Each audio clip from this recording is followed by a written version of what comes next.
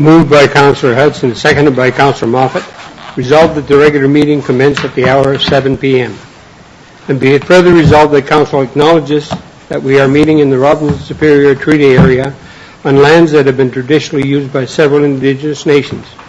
But we would like to pay special recognition to our closest Indigenous neighbours, the communities of Bidagong, Nishinabek, and Pic-Mobert First Nations.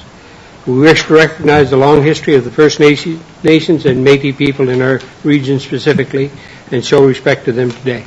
All in favour? Call the meeting to order. There are no additions or deletions to the agenda. So moved by Councillor Moffat, seconded by Councillor Hudson. Resolved that the agenda be approved as circulated. All in favour?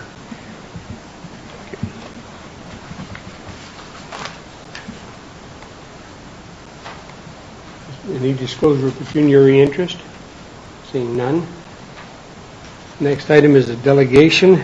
Moved by Councillor Moffat, seconded by Councillor Hudson. Resolved that Council has been provided a presentation by Dwayne Riddell, Airport Manager, Red Lake Airport, and audit for Thunder Bay Airport Services, Inc., regarding the Manitouwadge Airport Systems and Process Review 2022 audit. You're on. Thank you. Through you, Mr. Chair, I'd like to introduce to you Mr. Dwayne Riddell, who's the airport manager in Red Lake. I contacted the Thunder Bay Airport Authority to talk to them about regional airports and specifically Manitouwadge Airport, and asked if they had any assistance that they could provide in providing an assessment of our airport to make sure that we were in compliance with Transport Canada and any provincial regulations. And they offered up Dwayne, and he came up to Manitouwadge in May and spent 3 days here, worked closely with Marcel Demars, the manager for the airport, and Ray Gascon, our airport attendant.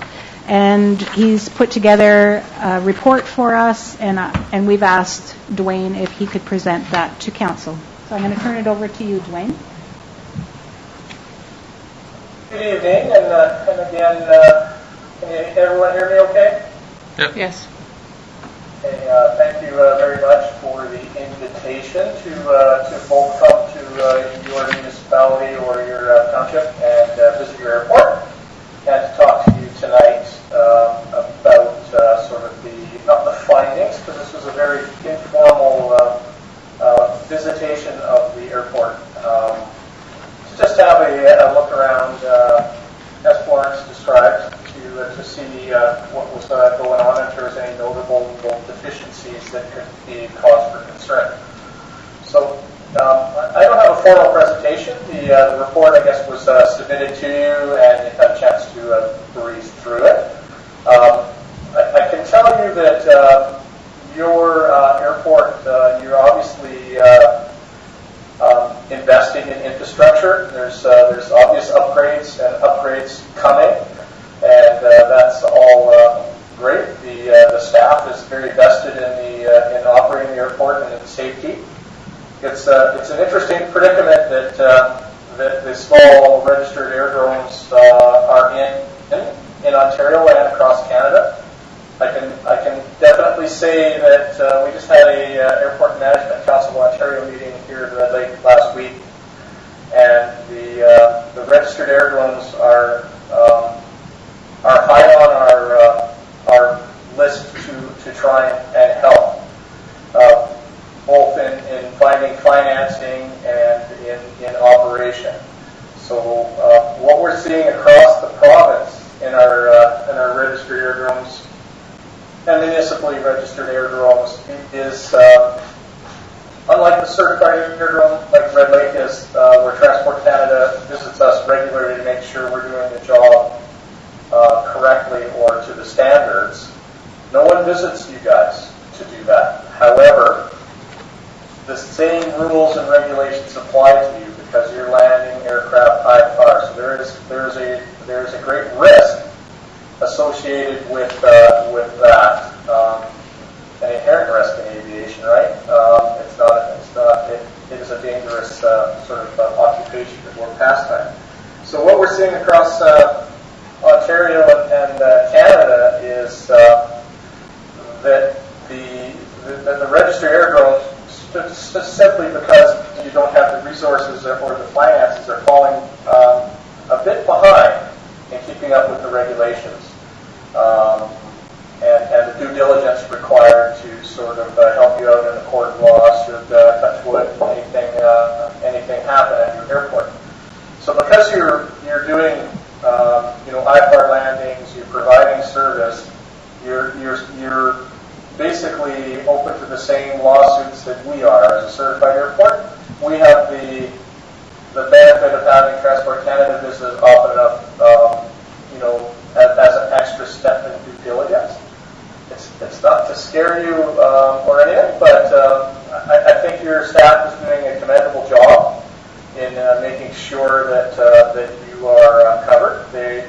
There was overall what we've noticed is the record keeping, the stuff that you need when you go to the court of law and prove that you've done your runway inspection, to prove the person that did the runway inspection has been trained, the actual runway inspection has an actual process, things like that.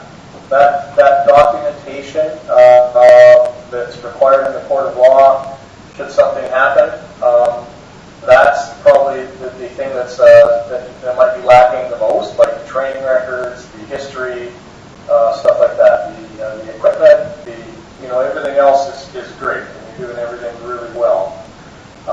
And that, for say our airport, I have one full-time person doing that job, and it's a lot of paperwork to sort of to make sure that we're doing our due diligence. So we understand that you folks cannot afford to have one person just dedicated to paperwork for a small aerodrome. And I think most of the small aerodromes in your position are in the exact same position as that. So AMCO and Thunder Bay Airport Services and myself, we're dedicated to helping you folks as best we can to share our procedures and processes, all that stuff that we have learned and we get checked on. It's available to you through us, and we're willing to work with you. And I think it's really, really high on the radar with the Airport Management Council of Ontario to help our small registered aerodromes. And I look forward to seeing the benefits of that. So there are some pending changes with Transport Canada. They are now requesting that you declare what AGN number or aircraft group number your airport is certified to. And that brings out a whole pile of new regulations. So now you have to make sure that the AGN number that you give them is actually what you are providing them. So it's a lot of it's a lot of work ahead of you guys. So we have all the knowledge. So please feel free to borrow it from us and use us as a tool to make sure that you're comfortable with the level of service you're providing to your customer, right? So that's a little speech on basically the theme that we're trying to promote in AMCO in helping the registered aerodromes achieve that. So does anyone have any questions about the report or sort of what I've talked about? To the chair. So what I'm gathering is, all in all, we're doing a good job for the size of the airport and the traffic we get, and it's just a matter of the documentation and the proof of, how we do things, when we do things, and who does it. That's what I'm understanding.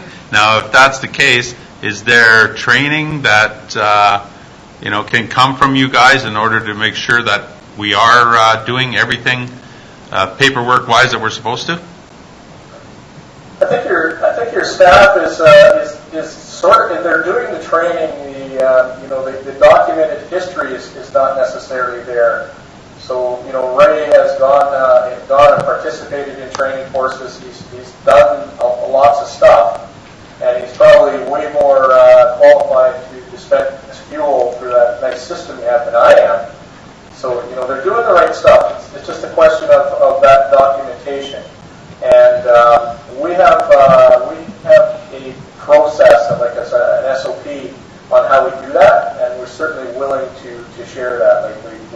records, how we do the training records, the process we use to ensure that everything is done correctly.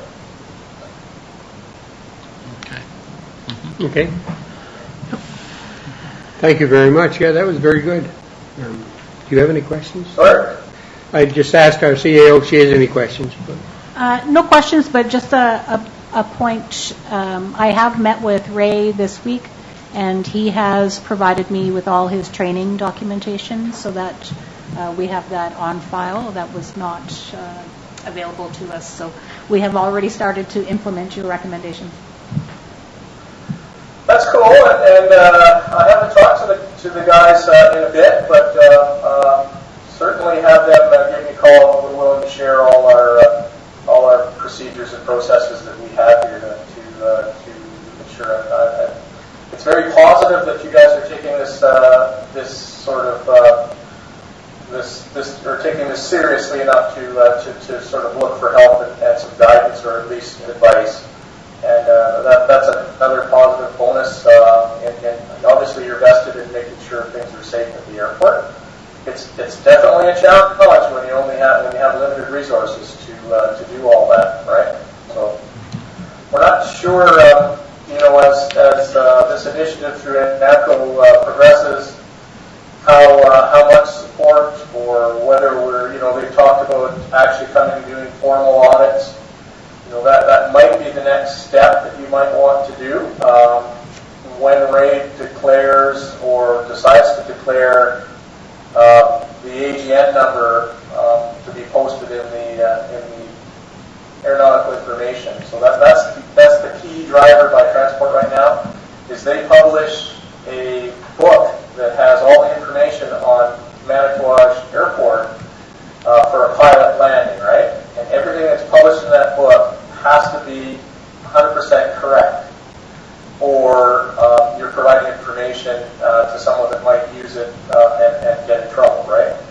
So that's where that identification of the AGN number would go in, and it'll be important to make sure that your airport is actually meets the standard for that. So I have internal audits. We do a lot of that auditing internally. So Ray was saying he wants to be, he figures you guys are an AGN 3A, which is exactly the same as our airport. So we can provide them with the audits that we do, the quality control audit it's called, to ensure that we meet the regulation TP312 on the airport. And that'd be a good start for him to be able to work through that, just to make sure that you are in compliance with everything that category of airfield would require, right? And I'll share that with Ray. And anything else, I'll share with Ray too. If he has any questions, that's good. Okay, thank you very much. Well, you're welcome, and it was a pleasure visiting your community, and I look forward to maybe getting back there sometime, now that I know you have a ski dog. Yeah, right. Come back anytime. Yeah. And you'll be happy to know that Red Lake has an actual road access for the first time in a month and a half. A real road into Red Lake. Thank you. Thanks, Dwayne. Okay, if there's nothing else, I will let you enjoy your meeting. Have a good evening. Thank you. And Council thanks Mr. Riddell for attending and providing the presentation to Council. All in favor? Thank you.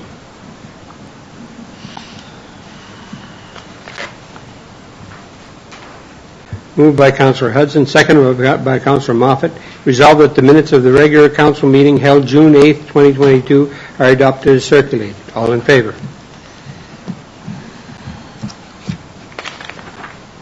Moved by Councillor Hudson, seconded by Councillor Moffat. Resolved that the minutes of the meeting of the Manitouwadge Public Library held May 9th, 2022 be accepted as received. All in favor?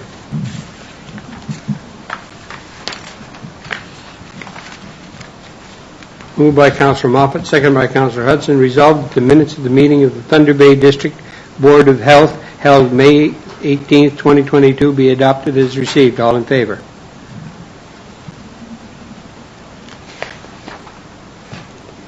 Moved by Councillor Moffat, seconded by Councillor Hudson. Resolved that the minutes of the meeting of the Thunder Bay District Social Service Administration Board held May 19th, 2022 be accepted as received. All in favor?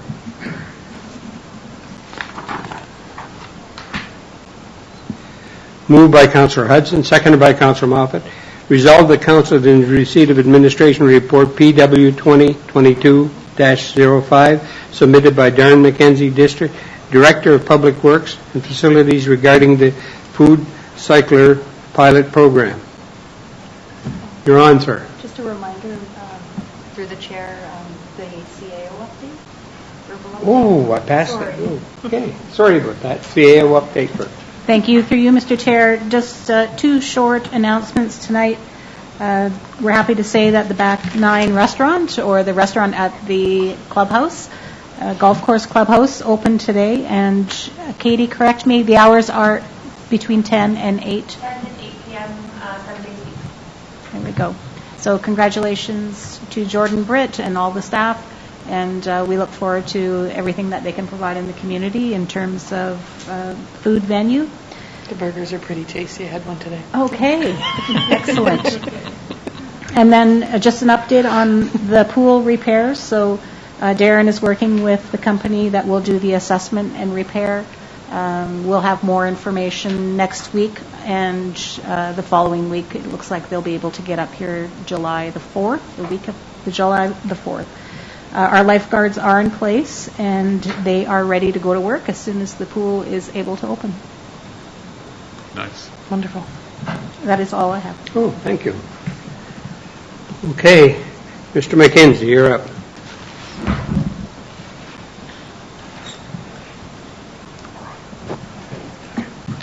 Thank you. Through you, Chair. Before you is the report. Last month we had a presentation on the Food Cycler program. The recommendation from Council was to bring a report back on the feasibility and just a report for Council to review and proceed from there.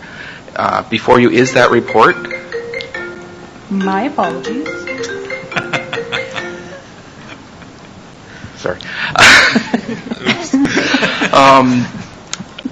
My recommendation is for options 3 and 4, and that's just from my personal opinion on how it went through. But as always, it's Council has their choice of any of the 3 options plus the 4th option to proceed as they so desire. But if you have any questions at all, please. Questions about it? I'm all for the program myself, and I think it should be, presented. For me, I'm ready to roll it out the way it was presented. That's how I feel about it. Through the chair, I think this is something that the public would want more information on, because they don't all watch council meetings, so they may not have seen the presentation that we got. So I think maybe a little bit of a consultation, get some information out there. But I think it's a great idea. I think people will be on board with it. But they just would like more information, I'm sure. Do we have a method to give them more quick information?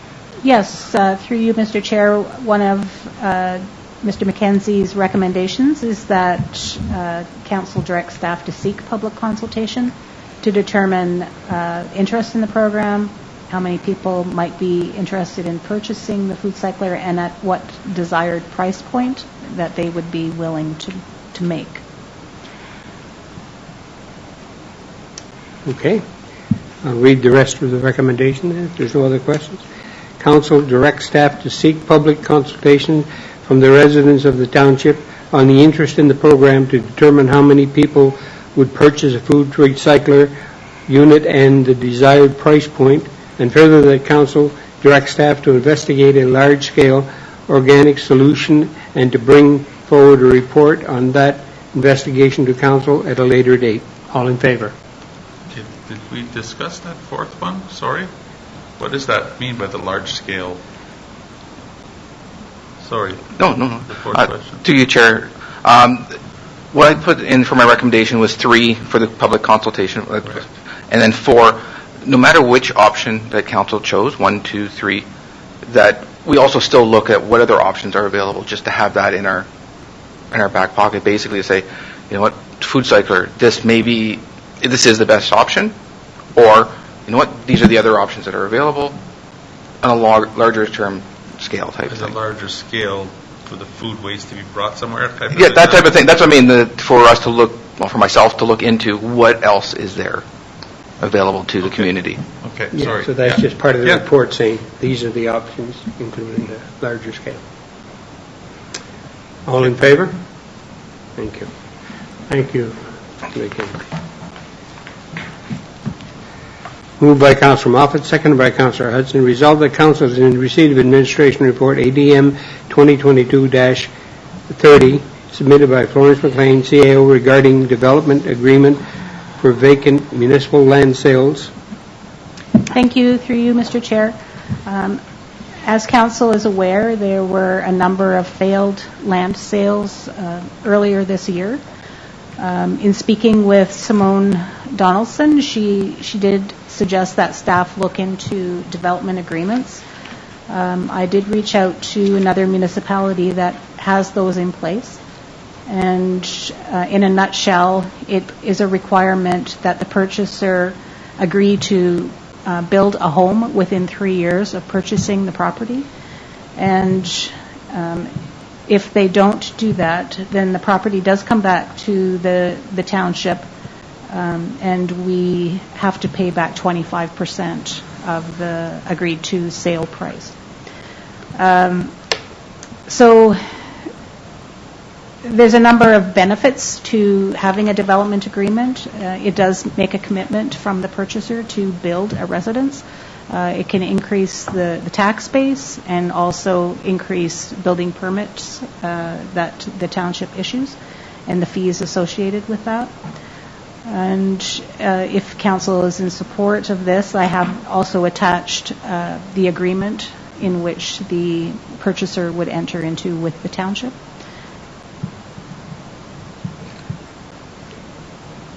Is this pretty well 3 years, the same as every other municipality uses, or? Yeah, some municipalities use 2 years, but we went for a longer period. And council always has the option to extend the agreement upon request by the purchaser. No, I'm good with it. I think it's a good idea. Okay. And further, that the council approves the use of development agreement for the sale of vacant municipal land, and further, the council approves the development agreement attached to the CAO's report dated June 22nd, 2022, and further, the council directs staff to implement the development agreement in all further sales of vacant municipal lands listed through RE/MAX Generations Realty Limited. All in favor? Thank you. Moved by Councillor Hudson, seconded by Councillor Moffat. Resolved that council is in receipt of administration report ADM 2022-31 submitted by Florence McLean, CAO, regarding updates personnel policy 2021-06 overtime. And Thank you, through you, Mr. Chair. There's a small update that staff are asking council to consider for the policy regarding overtime. There are situations where staff will work unauthorized overtime, and we are required to pay staff for doing that. But the policy was short on the consequences of doing so. So the policy does state that overtime has to be authorized by the manager, and we're asking council to approve an additional clause that unauthorized overtime may result in disciplinary measures for repeat offenders. So this will help staff better manage their budgets and ensure that staff seek approval before working overtime. Okay. yeah. Okay. And further, that council approves the updates to personnel policy number 2021-06 overtime updated on June 22nd, 2022. All in favor?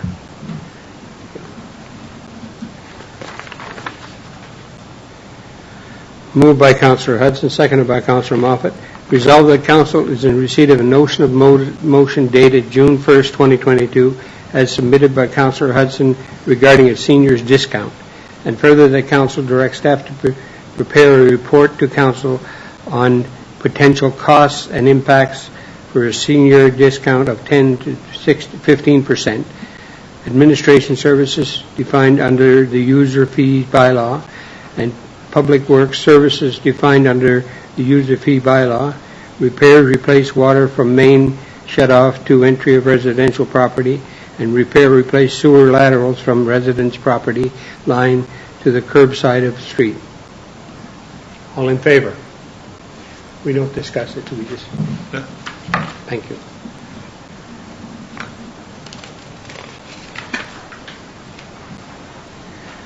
Moved by Councillor Moffat, seconded by Councillor Hudson, whereas Section 239.4 of the Municipal Act, 2001 SO 2001 C25, provides that before holding a meeting or part of a meeting that is to be closed to the public, a municipality or local board or committee of either of them shall state by resolution the fact of holding of the closed meeting and the general nature of the matter to be considered at the closed meeting. Now therefore be it resolved that this meeting is hereby closed to the public as the subject matter being discussed falls under the following section. Section 239.2b, personnel matters about an identifiable individual, including municipal or local board employees. CAO performance review. All in favor? Thank you.